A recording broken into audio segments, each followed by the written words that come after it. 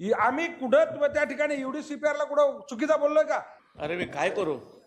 सभागृहामध्ये विद्वान सन्मान्य आमचे मित्र शिवराम पाटीलजी, UDCPRचा विषय कुठे येत आज?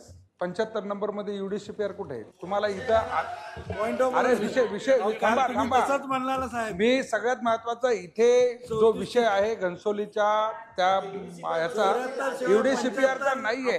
तिथे अर्बन रिन्युअल स्कीम त्या ठिकाणी कशी लागू शकते या संदर्भातलं स्पष्टीकरण बघा. UDCPR बघा, UDCPR मध्ये सिडकोने थेट प्लॉट विकले, तिथे तो लागू झालेला आहे, त्याच्याबद्दल नाहीये.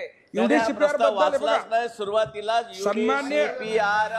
सन्मान्य या ठिकाणी हा UDCPRचा GR आहे आणि हे बघा URS आणि UDCPR ह्या दोन डिफरंट गोष्टी आहेत. या ठिकाणी URS जे आहे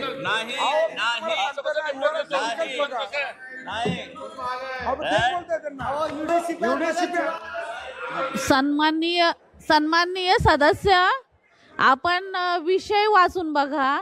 UDCPR मधील URS संबंधित तरतुदींचा, मग त्याच्यामधल्या त्या URS तरतुदी संबंधी आपल्याला बोलायचं आहे, UDCPR विषय बोलायचं नाहीये.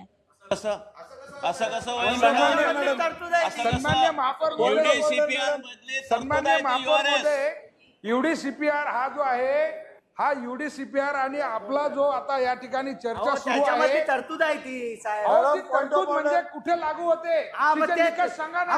म्हणून तिचे निकष सांगा. आपण बोलायची गरज नाहीये. या ठिकाणी उपमहापौर म्हणाले की आपल्याला या ठिकाणी ही जी अधिसूचना आहे ही अधिसूचनाच बरोबर नाहीये, तर या अधिसूचनेबरोबर शिवराम पाटील साहेब हे प्लॅन सिटी आहे, ही प्लॅन सिटी आहे.